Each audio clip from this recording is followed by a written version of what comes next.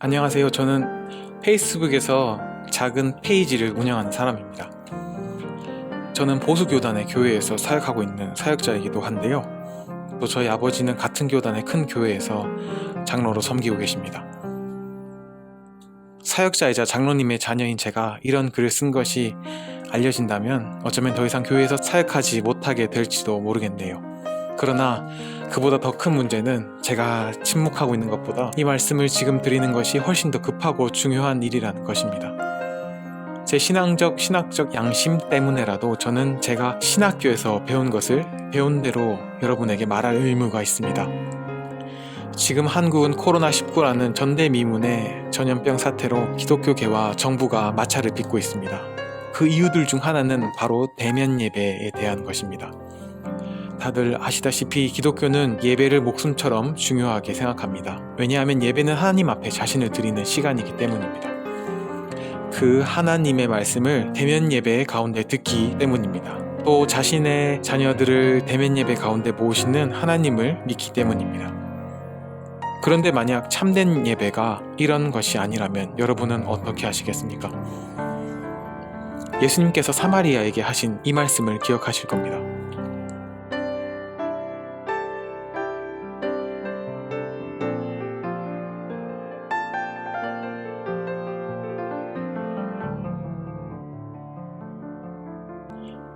예수님께서는 예배의 요건을 말씀하실 때 결코 특정 장소를 원하시지 않았습니다. 물론 구약에는 하나님을 예배할 수 있는 장소가 정해져 있었습니다. 하나님의 성전이 그것입니다. 그러나 이것은 AD 70년쯤 무너지면서 우리는 더 이상 특정한 예배 장소에 얽매일 필요가 없습니다. 십자가 사건으로 인해 성도들 각자가 모이기 좋은 곳에서 마음대로 모일 수가 있게 된 것입니다. 따라서 여러분들도 특정한 예배당이 아니어도 예배를 하실 수 있습니다. 이뿐만이 아닙니다. 설교도 마찬가지입니다. 예수님께서는 이렇게 말씀하셨습니다.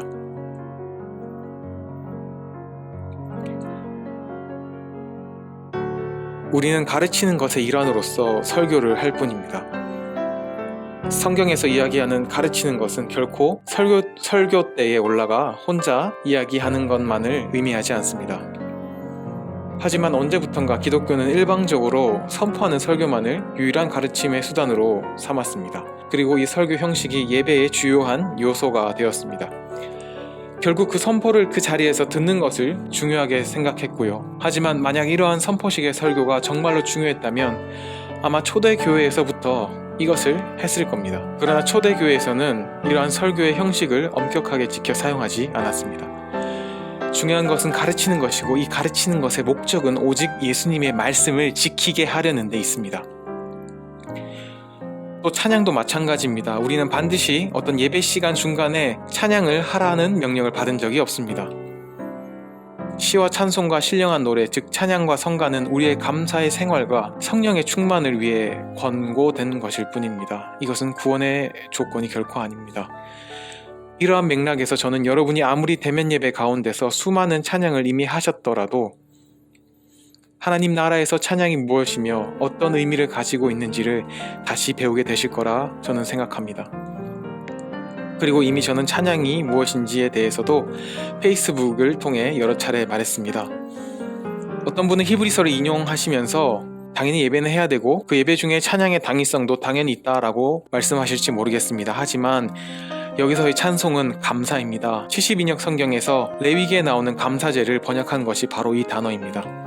이 구절은 오히려 하나님 앞에서 감사하는 삶을 말하는 것이지 결코 예배 중에 하는 노래로서의 찬양을 의미하지 않습니다. 또 우리의 모이는 모임 그 자체에 대해서도 알아볼 필요가 있습니다.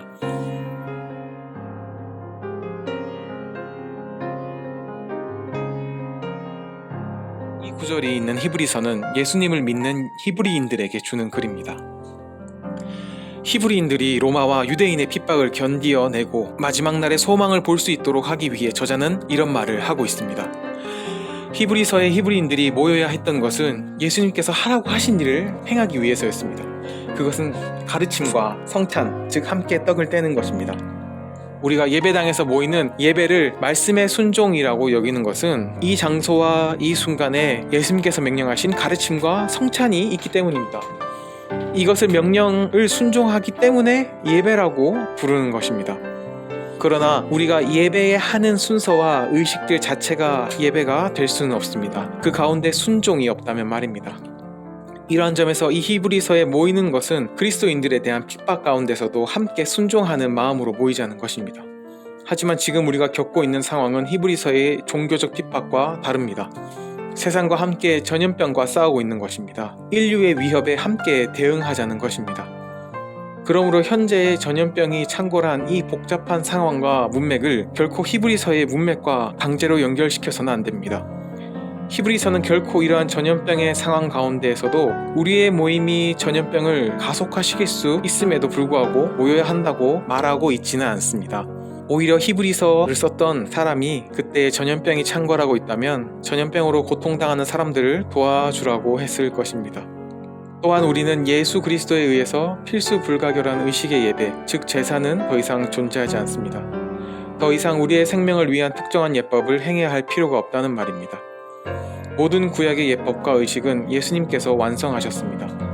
사도들이 사도행전에서 이방인에게 부탁한 것은 강력한 예법과 규례가 아니라 신자의 삶이었습니다. 예수님의 십자가 사건 이후로 결코 어떤 의식이 우리를 하나님 앞으로 가게 하지 않습니다. 말씀이신 예수님께서 우리에게 이제 영과 진리로 예배하라고 하셨습니다. 여기서 영은 생명, 곧 하나님이십니다. 그리고 진리는 그 생명으로 가는 길이 되신 예수님이십니다. 즉 진리는 예수님, 곧 하나님께로 가는 길입니다. 그러므로 우리가 예배하려면 영이신 아버지께로부터 나오시는 진리의 성령으로 예수 그리스도에 대한 증언을 우리가 받아서 그 나오신 성령님으로 말미암아 다시 아버지께로 돌아가는 길인 예수님을 믿는 것입니다. 그리고 이 믿음은 궁극적으로 예수님이 살아계신 하나님의 아들이시며 지금 이 코로나의 세계를 통치하시는 그분의 말씀에 순종하라고 가리킵니다. 결국 성령께서 말씀을 가르치시고 생각나게 하시는 것은 우리의 순종을 위해서라는 말입니다. 이것이 예배입니다.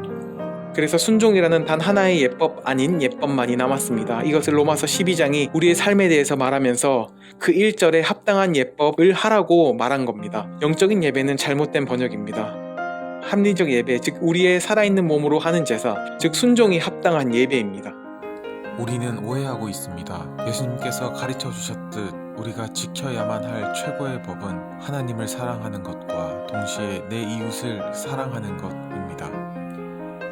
그리고 이 두 법은 함께 가야 할 것이지 다른 하나를 침해하거나 훼손해서는 안 됩니다. 우리는 하나님을 사랑하기 위해 이웃의 생명을 걸어서는 안 됩니다. 지역 공동체 혹은 교단 공동체가 약속한 규칙은 예식을 위해서 타인의 목숨을 담보하는 것이 되어서는 안 됩니다. 이것은 예수님께서 우리에게 주셨던 가장 큰 명령을 거부하는 것입니다. 이 전염병 속에서 교회가 정말로 순종의 의미에서 예배의식을 드리고 있으면 이웃사랑도 동시에 지키고 있다고 말하려면 한 번 예배로 모이신 후에는 절대로 흩어지시면 안 됩니다. 코로나가 잠식될 때까지 말입니다. 이것이 참된 순종이 아니겠습니까? 그러나 예수님께서 우리에게 이러한 것을 바라지 않으십니다. 모이라고 하신 분이 다시 흩어지라고도 말씀하셨습니다. 예루살렘 교회를 흩으신 분이 다름 아닌 하나님 보좌 우편에 앉으신 예수님이십니다. 우리는 모이는 교회를 귀하게 여기는 만큼 흩어지는 교회에 대해서도 귀하게 여기고 생각할 필요가 있습니다. 우리는 오히려 이러한 의식으로서 예배가 강조되는 현상이 약 1700년 전 기독교가 로마 국교가 되면서 발견되는 것이라는 점을 알아야 합니다. 로마의 국교가 된 기독교는 더 이상 지역 공동체의 모임이 아니라 왕의 종교, 왕의 의식이 되어버렸습니다. 종교개혁은 이러한 로마 종교, 로마 교회 의식으로부터 우리가 믿어야 하는 말씀을 회복하는 데 온 힘을 쏟았습니다. 그런데 종교개혁의 후예인 한국교회가 이러한 종교개혁자들의 정신을 기억하지 않고 오히려 중세 이전의 신앙으로 되돌아가서야 되겠습니까? 우리는 종교개혁을 적극적으로 수행한 믿음의 선배들로부터 이 바통을 이어받아 로마의 관습으로부터 벗어나 예배의 자리로 나아가야 하겠습니다. 물론 제가 틀렸을지도 모릅니다. 그러나 이 글을 보고 계신 여러분들께 주님의 사랑으로 권면합니다. 이웃에 대한 사랑 안에서 이번 주만 저와 같이 이것을 고민해 주시면 안 될까요? 대면 예배에 참석하시려는 모든 기독교인에게 간곡히 부탁드립니다. 여러분은 읽으셨고 저는 말하였습니다.